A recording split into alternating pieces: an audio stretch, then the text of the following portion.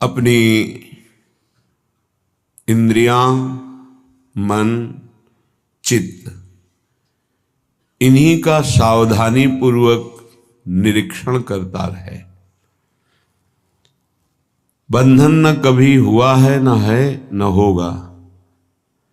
ये भ्रम का बंधन हो गया है। ना बंधा होने पर भी स्वयं बंधे होने का भ्रम हो गया है। ये भ्रम भगवत कृपा से जब ज्ञान का प्रकाश होता है या प्रेम का प्रकाश होता है तभी छूटता है।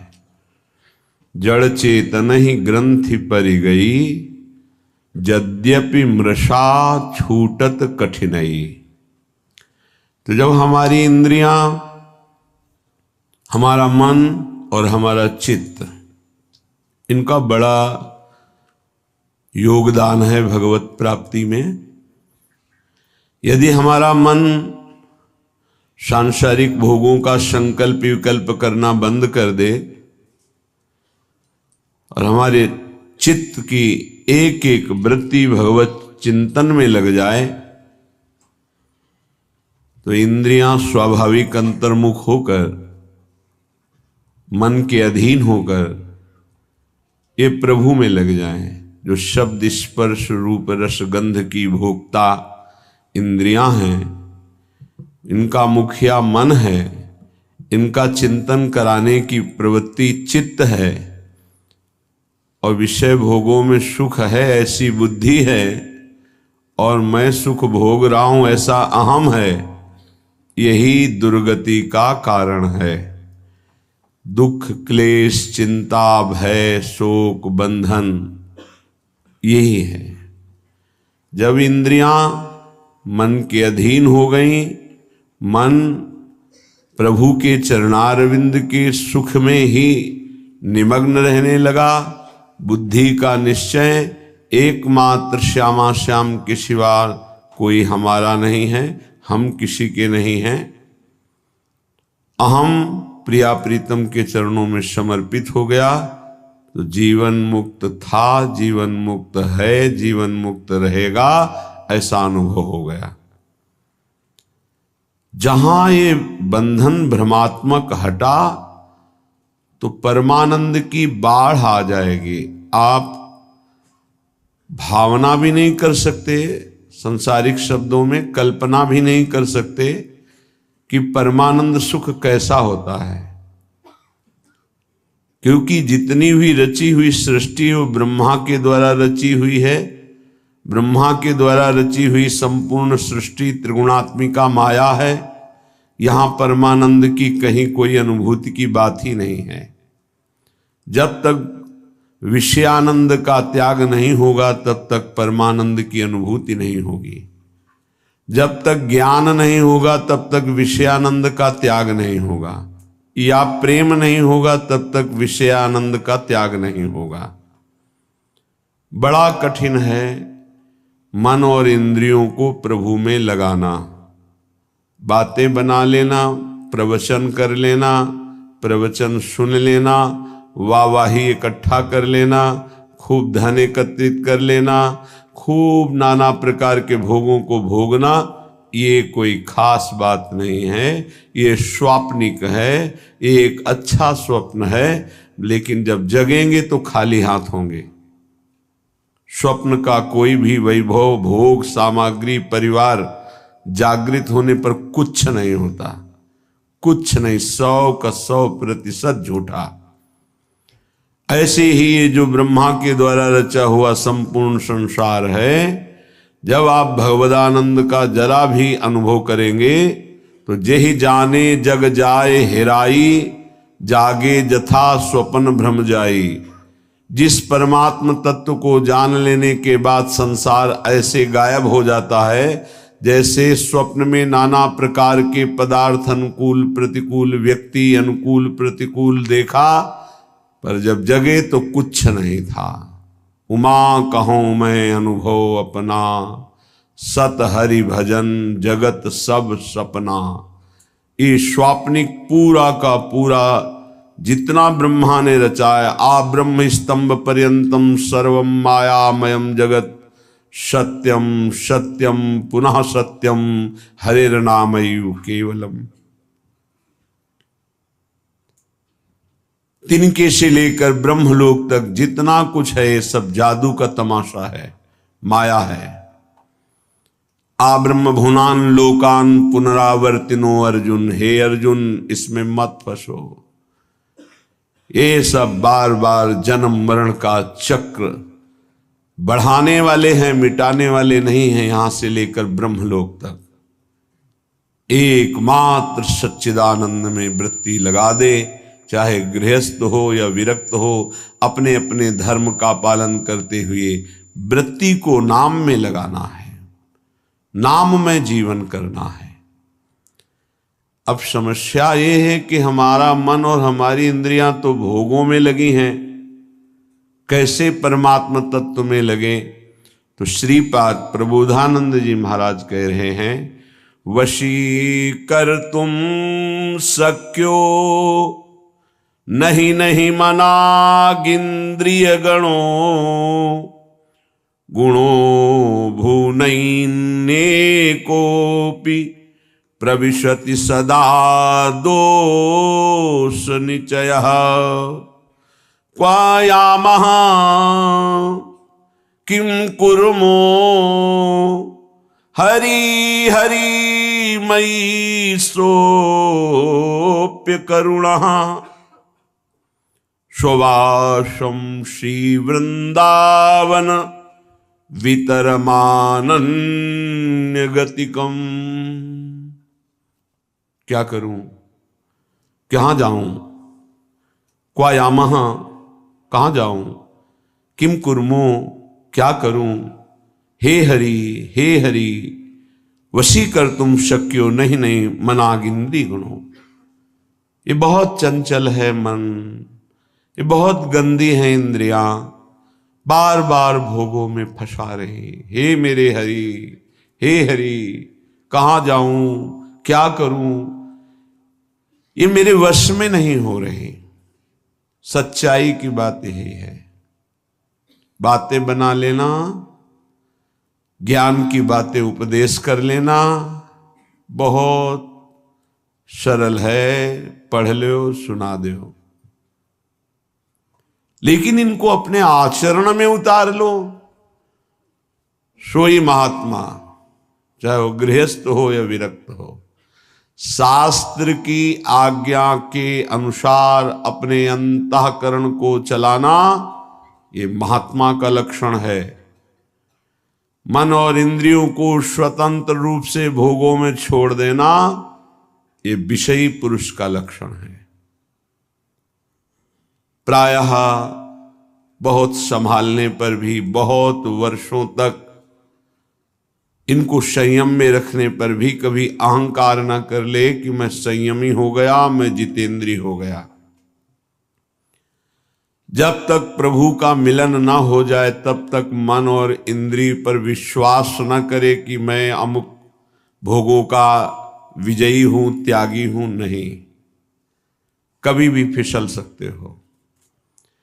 इसलिए आजीवन भगवत मार्ग के पथिक सावधान रह करके कभी गर्व नहीं कि मैं जितेंद्री हो गया, मैं मनोनिग्रही हो गया, मेरा क्या माया बिगाड़ सकती। नहीं, शिव विरंचिका मोहई को है बपुरान। और कौन बेचारा माया से युद्ध कर सकता है जब ये बड़े बड़े। तो क्या करें, बड़े मत बनो, छोटे बन जाओ, दैन्य हो जाओ। तृणादपि सुनीचेन, कोई नहीं तुमसे प्रश्न करेगा, न माया न भगवान। प्रश्न करते हैं जिनको बहुत अभिमान है कि हम जितेंद्री हैं, हम मनोनिग्रही हैं, हम बड़े भजनानंदी हैं, तो प्रश्न हो जाता है ये देखो, दो इसका उत्तर। और यदि छोटे बन जाओ, तृणादपि सुनीचेन तरोर्यु सहिष्णुना, वृक्ष के समान सहनशील, तिनके के समान नीच, दूसरों को मान देते हुए स्वयं अमानी, कीर्तनीय सदा हरि, ऐसा भक्त निरंतर भजन परायण रहता है, उसकी इंद्रियां चंचल होती ही नहीं, क्योंकि भगवत कृपा से वो शांत हो जाती हैं। ये रहस्य को समझिए। अमानिना मान देन कीर्तनीय सदा हरि। यदि आप अपने में थोड़ा भी सद्गुण का अभिमान करेंगे तो माया प्रश्न कर देगी। माया के प्रश्न का उत्तर देना केवल भगवान की कृपा पात्र की ही क्षमता है, दूसरे की नहीं। श्रीपाद कह रहे हैं कि हे हरि कहाँ जाऊं, क्या करूं, ये इंद्रिया ये मन मेरे वश में नहीं है, और बिना इनके वश में हुए भगवत प्राप्ति नहीं होती। प्रविशति सदा दोष निचय, ये सदैव दोष वाले कार्य में ही लगी रहती हैं, पापाचरण कराने के लिए प्रेरित करती रहती हैं। ये इंद्रियां, ये देख लो, ये खा लो, ये सूंघ लो, ये भोग लो, ये छू लो, नाना प्रकार से शब्द स्पर्श रूप रस गंध। एक उपाय मुझे समझ में आया है, श्रीपाद प्रबोधानंद जी कह रहे हैं, मुझे एक उपाय समझ में आ रहा है कि यदि वृंदावन धाम का अनन्य भाव से आश्रय ले लिया जाए तो सब ठीक कर देगा। ये बड़ी अद्भुत महिमा है। कैसे ठीक कर देगा? जब आप श्री धाम वृंदावन का आश्रय लेंगे तो वृंदावन आपको किसी महापुरुष से मिला देगा। महापुरुषों का दर्शन, संभाषण, उपदेश अमोघस्य। जैसे भगवान का बाण कभी लक्ष्य वेदे बिना वापस नहीं लौटता, जिमि अमोघ रघुपति कर बाना, ऐसे ही जिसको भगवत प्रेमी महात्माओं का संग मिल गया तो देवर्षि नारद जी कहते हैं अमोघस्य, पर शर्त है अगम्यो, उनका निर्वाह कर पाना कठिन है। 4 दिन श्रद्धा तो कोई भी रख सकता है, लेकिन आजीवन उन पर कभी दोष दर्शन न हो, उनकी आज्ञा का उल्लंघन न हो, धैर्यपूर्वक उनके आश्रित बने रहो, वो प्रभु के द्वारा आपका संबंध कराया गया है। जो हम किसी महापुरुष से मिलते हैं ये हमारे सुकृत नहीं है, ये हरि कृपा है। जो प्रभु मोहि अनुग्रह कीन्हा, तो तुम आई दर्श हठ दीन्हा। भगवत अनुग्रह से भगवत प्रेमी महात्माओं का संग मिलता है। भगवत प्रेमी महात्माओं के संग से हमारे दुष्संग का नाश हो जाता है। सर्वसंगोपहो हिमाम, जो संत संग है वो समस्त संगों से आपको अलग करके एकमात्र श्री भगवान में आसक्ति प्रदान कर देगा। इसीलिए श्रीपाद कह रहे हैं आप श्री धाम वृंदावन का अनन्य आश्रय ले लो। वास सब कोई नहीं कर पाएगा। यहां का वास करना वही फल जो वास करने से मिलता है आश्रय से मिल जाएगा। आश्रय ले लो तो आपको पता नहीं कौन महापुरुष है। संत महापुरुषों की पहचान केवल भगवान जानते हैं, या उसी कोटि का महापुरुष हो तो जानते हैं, अन्यथा नहीं। तो श्रीधाम वृंदावन महापुरुषों की खेती है। जैसे गन्ने की खेती, एक से गन्ना, ऐसे ही खेती है। प्रेम खेत इसे कहा गया है। अद्भुत खेत महामनमथ को, महामनमथ महाप्रेम को कहते हैं। काम भी मन को मथता है, इसलिए उसे भी मनमथ कहा गया है, और प्रेम भी मन को मथ करके निर्विकार करके प्रियालाल में कर देता है, इसलिए इसको भी मनमथ कहा गया है। प्रियालाल की लीला गायन में जहां मनमथ शब्द आवे, काम शब्द आवे, तो उसका अर्थ सीधा प्रेम होता है। और संसार के संबंधों में अगर प्रेम भी शब्द कहा जाता है तो काम ही है। देह भाव को लेकर जो भी राग होता है उसे चाहे प्रेम कहो, आसक्ति कहो, काम कहो, मोह कहो, वो है। विशुद्ध अनुराग प्रेम सार्थक होता है स्वरूप में, आत्म तत्व में, देह में नहीं। आत्माओं की परम आत्मा जिसे परमात्मा कहते हैं, ईश्वरों के परम ईश्वर जिन्हें कहते हैं, वो हमारे प्रभु नित्य बिहारी श्री लालजू महाराज हैं। उपासक को जब साधु संग मिले तो समझ ले हमारे इस संसार चक्र का अंतिम जन्म है। इसीलिए भगवान ने कृपा करके हमें साधु समागम दिया है। अध्यात्म का प्रभाव तभी पड़ता है जब ना अर्थ लिया जाए और ना अर्थ दिया जाए। अर्थ लेने की भावना से अध्यात्म का उपदेश देने पर रंग नहीं चढ़ेगा, और अर्थ दे करके अब अध्यात्म सुनने से अर्थ की प्रधानता होने के कारण, रजोगुणी वृत्ति होने के कारण, दैन्यता ना होने के कारण वो उपदेश को ग्रहण नहीं कर पाएगा। जिसके हृदय में केवल भगवत प्राप्ति लक्ष्य है, केवल भगवदानंद लक्ष्य है, उसी लक्ष्य को रख करके चर्चा की जाए। और केवल भगवत कृपा है इसलिए मुझे साधु संग मिला, सुनने को मिला, ये भाव रखा जाए तो कथन और श्रवण से निश्चित भगवत प्राप्ति का मार्ग प्रकाशित हो जाएगा। जब तक भगवदानंद के सिवा और कोई आकांक्षा अंदर रखी जाती है तो उसे कपट कहते हैं। यदि कपट रख करके अध्यात्म की चर्चा की जाए तो उसका कोई प्रभाव न कथन करने वाले पे पड़ता है, न श्रवण करने वाले पे पड़ता है। चौथी भगति मम गुणगन करई कपट तजी गान। ये जो भगवत चर्चा है, स्वांता सुखाय तुलसी रघुनाथ गाथा, ये आत्म सुख के लिए गान की जा रही है।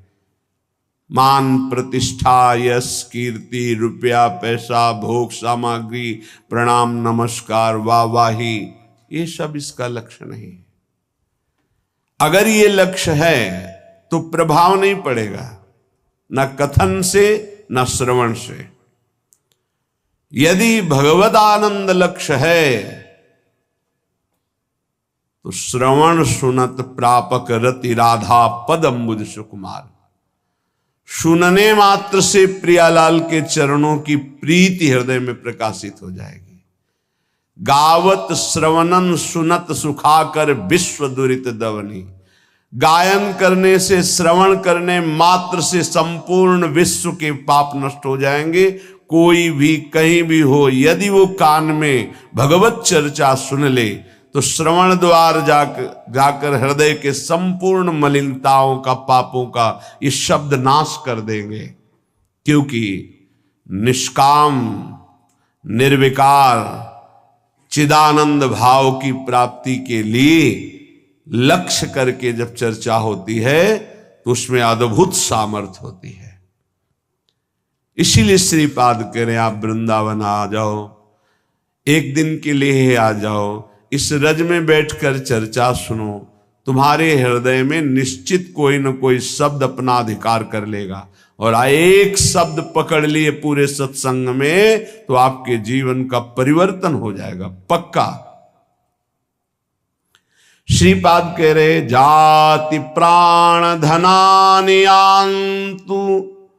सुयसो राशि परीक्षीयतां सद्धर्मा विलयम प्रयांतु सततम सर्वैश्चर्निर्भर्त्स्यतां आधिव्याधि सतेन जीर्यतु वपुर्लुप्तो प्रतिकारतः श्री वृंदा विपिनम तथापि न मनाक् त्यक्तुम ममास्तां मतिः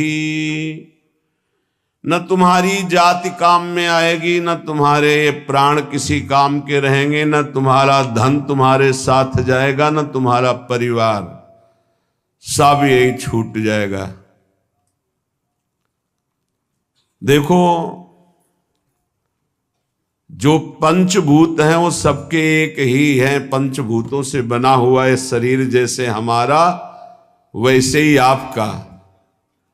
इसमें कोई घटा बढ़ी नहीं है कि 80% हमारा, 75% आपका, 100% उनका, ऐसा नहीं। 100% पंचभूतों से जैसे ये बना है ऐसे आपका बना है, और 100% जैसे हमारा भगवान का अंश स्वरूप है आत्मा, वैसे ही आप सबके, किंचन मात्र कोई अंतर किसी से नहीं। ये जो विविध प्रकार के धर्म, लोक धर्मों की व्यवस्था की गई है, वो भगवत प्राप्ति के लिए की गई है। एक दूसरे पर घृणा, नफरत, लड़ाई झगड़ा, ऊंच नीच, इसके लिए नहीं की गई। एक लोक धर्म है। पर जब आप भागवत धर्म में स्थित होने की बात सोचेंगे तो तेज लोक धर्मान, श्री भगवान ने ही संपूर्ण सृष्टि की रचना की, ब्रह्मा जी के रूप में उन्होंने ये सारी व्यवस्था की युग धर्म के अनुसार। वही भगवान श्री राम जो हरि हैं, जिनके नाभि कमल से ब्रह्मा प्रकट हुए, सबरी जी के सामने बैठे कुश की चटाई पर, बड़े बड़े योगियों के द्वारा पावन किए हुए हृदय कमल में जिनका पधारना कठिन होता है, सबरी माई के सामने बैठे हुए। कौन है सबरी मैया? सब दंडकारण्य के ऋषि बड़ा ऐसा भाव रखते थे, दूर दूर। एक तो भीलनी, दूसरे स्त्री, तीसरे कुरु, मतंग ऋषि सबरी की भावना को पहचाना और अपने पास में कुटिया बनाई और कहा, बेटा तुम निश्चिंत होकर यहां भजन करो। ये बड़े बड़े ब्रह्म ऋषि जन क्यों नहीं समझ पाए सबरी जी को कि इतनी उच्च कोटि की महान भक्ता है? क्योंकि उन्हें अपने ब्रह्मणत्व का, अपने तप का, अपने साधन का, मैं महान हूं क्योंकि ब्रह्म ऋषि हूं, ब्रह्मणत्व है। ये भगवान किसी की भी कुटिया में नहीं गए, किसी की तरफ देखा नहीं, उनकी तरफ देखा जो सबरी जी पर भाव रखते थे। तो उनसे पूछ लेते थे कि सबरी मैया का आश्रम किधर है। संभाषण कर लिया, देख लिया, आश्रम किसी के नहीं। और जो ऐसा सोचते थे कि मैं तो इतने 1000 वर्ष से तप कर रहा हूं, भगवान तो मेरे यहां आएंगे ही, भगवान ने देखा भी नहीं, संभाषण भी नहीं किया। आश्चर्य है, भगवान सबरी जी के सामने कुशासन में बैठे हुए। सबरी जी एक एक बेर भगवान को दे रही है, जो रोज भाव से चयन करती थी। भगवान उससे बखान बखान के पार है। फिर भगवान सबरी जी की स्तुति करते हैं। जो नवधा भक्ति है वो उपदेश नहीं, क्योंकि भगवान के सामने ही प्रेमाग्नि में शरीर को भस्म करके वो भगवत धाम जा रहे, तो उपदेश दिया जाता है जो आचरण करे। सबरी जी में तो संपूर्ण प्रेम लक्षणा भक्ति का प्रादुर्भाव हो चुका है, जो नवधा भक्ति के बाद होती है। भगवान ने उसमें कहा कि जाति पाति कुल कर्म बढ़ाई, ये सब मैंने माना, मुझे ये कोई रिझा नहीं सकता। मैं अमुक हूं, मैं अमुक हूं, मैं अमुक। मानो एक भगति कर नाता, एकमात्र मैं भक्ति का नाता मानता हूं, और वो किसी के अहोवत्सो पचतो गरीयान यज्ञभ्यागे वर्तते नाम तुभ्यम। वो चांडाल भी जगत पूजनी हो जाता है जिसकी जिभ्या पर भगवत नाम हो। जो भगवान का भक्त हो चरणोदक लेकर पीना चाहिए, वो चाहे स्वपच हो, चांडाल हो, किसी भी कुल में जन्मा हो। और जो भगवान की भक्ति से विमुख है, वो कोई भी हो, वो इस सच्ची मानो वही स्पर्श करने योग्य नहीं है जो भगवान से विमुख है। और जो भगवान के सन्मुख है वही सर्व पूजनीय सर्व वंदनीय है। ये केवल एक मर्यादा बनाई गई लोक व्यवहार के संचालन के लिए। सत्य वस्तु ये है कि जो ये शरीर है वही सांप के शरीर है, जो ये आत्मा है वही सांप की एक आत्मा है। इतना भी भेद नहीं, इतना भी अंतर नहीं है। जैसे छोटा भाई बड़े भाई के चरण छूता है तो वो महान नहीं हो गया है, वो नीच नहीं हो गया छोटा भाई, वो बड़ा महान नहीं हो गया। एक मर्यादा है लोक व्यवहार की। तत्वतः दोनों में एक ही आत्म तत्व है, दोनों के एक ही पांच भौतिक शरीर से निर्माण हुआ। ये जो जाति है, जो शरीर है, जो प्राण है, जो धन है, जो परिवार का संबंध है, ये केवल लोकवत है। एक ऐसे ही चंद दिनों में सब छूट जाएगा। ना ये पहले मिला था ना ये बाद में रहेगा, ये बीच में कुछ समय के लिए, जिसे तुम बहुत लंबा समय समझते हो, 70 वर्ष 80 वर्ष, ये कुछ नहीं है। विचार करके देख लीजिएगा। श्रीपाद कह रहे ये सब नष्ट हो जाएगा, छूट जाएगा। जिस लिए आए हो खास बात उसको तुम भूल गए हो। तुम परम धर्म की प्राप्ति के लिए आए हो। सावई पुंसो परो धर्मो यतो भक्ति अधोक्षजे। भगवान श्री कृष्ण चंद्रजू के चरणारविंद की प्रेम लक्षणा भक्ति नहीं मिली तो जीवन का कोई लाभ आपने प्राप्त नहीं किया। यदि आपको भगवत नाम जप, भगवत लीला गुणानुवाद, भगवत धाम आश्रयवास, भगवत प्रेमी महात्माओं का संग मिल गया तो अब आपके कल्याण में, परम पद की प्राप्ति में कोई संशय नहीं है। हां, थोड़ा धैर्य धारण कीजिए। यदि आपका कोई निरंतर तिरस्कार करे तो भी भजन को छोड़ना मत और भजन को खर्चा मत होने देना। श्रीपाद कह रहे हैं प्रयांतु सततम सर्वैश्च निर्भरताम। तुम्हारी निंदा करे, तुम्हारा अपमान करे, नाराज मत होना, नहीं तुम्हारा भजन खर्चा हो जाएगा। सह जाना तो तुम्हारे रहे हुए पाप नष्ट हो जाएंगे, भजन सुरक्षित, भगवत प्राप्ति। ये युक्ति है अपने भजन को बचाने की, भजन को बढ़ाने की, भजन को पचाने की। बहुत जरूरी है ये सहनशीलता। और कह रहे मेरे शरीर को सैकड़ों व्याधियां रोग आ जाएं तो भी निश्चिंत रहना, चिंता मत करना। ना भजन छूटने पावे और ना भजन का प्रयोग करना तो निश्चित इसी जन्म में भगवत प्राप्ति हो जाएगी।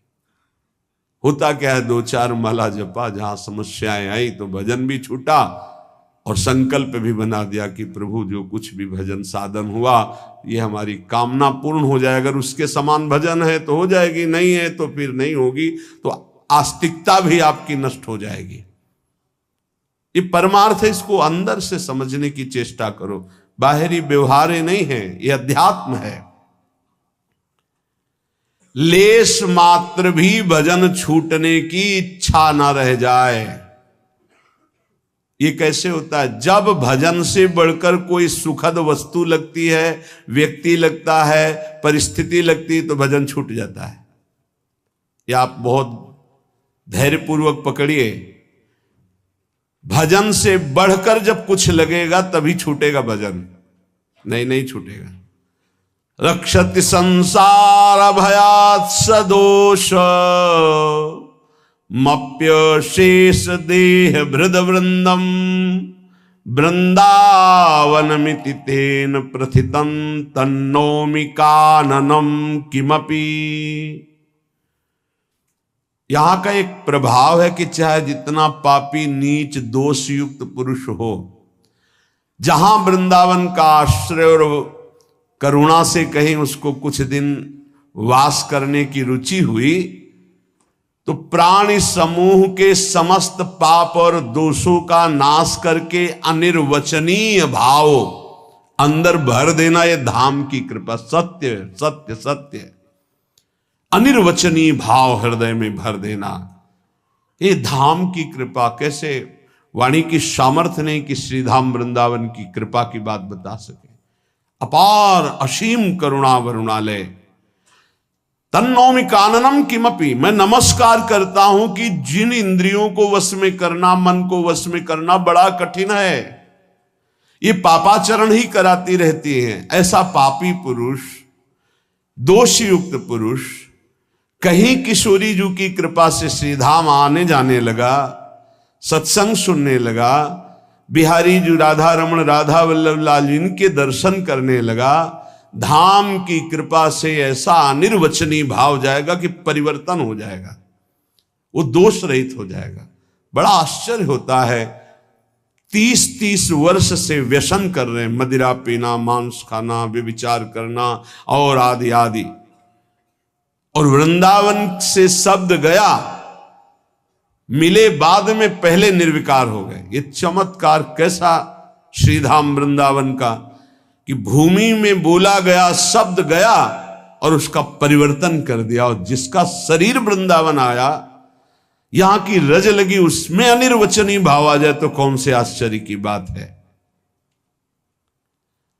जब किसी में भगवत कृपा से भक्ति का प्राकट्य होता है और भक्ति अपना स्वरूप दृढ़ करती है, तो उसमें ये 20 लक्षण जागृत हो जाते हैं। पूज्यपाद महामहिम सिउड़िया बाबा जी महाराज, उसमें 20 लक्षण जागृत हो जाते हैं। पहला, नाम जप में स्वाभाविक प्रीति, राधा राधा राधा राधा राधा राधा राधा, हर्ष में एक ऐसी लगन, एक ऐसी अगन जो बुझे ना, जो टूटे ना। नाम के प्रति एक विशेष प्रियता। ये भगवान की ऐसी प्रचंड माया है कि रोज नाम महिमा सुनते हैं, पकड़ नहीं पाते हैं, रोज सुनते हैं। कैसे बड़ा विचित्र खेल है।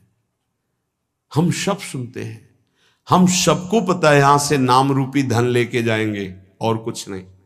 उसकी तरफ से कितने हम उदासीन हैं। जो हमारे साथ नहीं जाएगा उसमें कितनी लगन है, जो हमारे साथ जाएगा उसमें कितने हम उदासीन हैं। उदासीन, कोई पीड़ा नहीं, नाम के बिना हमारा समय नष्ट हो रहा है। आप सोचो, कोई व्यापारी अगर वो 100 रुपये का घाटा हो जाए तो बर्दाश्त नहीं करता, क्योंकि वो और 100 रुपये प्लस मुनाफा ही चाहेगा। आप नाम के व्यापारी मानव देह प्राप्त करके नाम का व्यापार करने के लिए आए हैं, आपका नाम छूट गया, आप घाटा बर्दाश्त कर लिए, इसका मतलब नाम के प्रति महत्व नहीं है आपका। बहुत विचित्र माया। जब नाम महिमा सुनो तो लगता है आज से केवल नाम ही जप करेंगे। थोड़ी देर के बाद एक ऐसी हवा चली कि भूल गए कि हमने कुछ सोचा भी था नाम के प्रति। लाखों बार नाम की महिमा सुनने पर भी नाम में रति नहीं होती। लेकिन जिसमें भक्ति का प्रादुर्भाव हो गया तो पहला लक्षण है वो नाम में रति कर लेता है। ये भगवान की माया नाम में रति नहीं होने देगी, पक्का। ये भगवान की भक्ति ही नाम में रति होने देती है। लाख समझाओ, नाम में रति नहीं हो सकती। और सब कुछ करने का मन करेगा, नाम सुमिरन का ये निश्चित निश्चित निश्चित भगवत प्राप्ति। अगर आपकी नाम की माला चल रही श्वासों में, बस निहाल हो जाओगे। कुछ पकड़ो या ना पकड़ो, निहाल हो जाओगे। मान लो हमारी बात,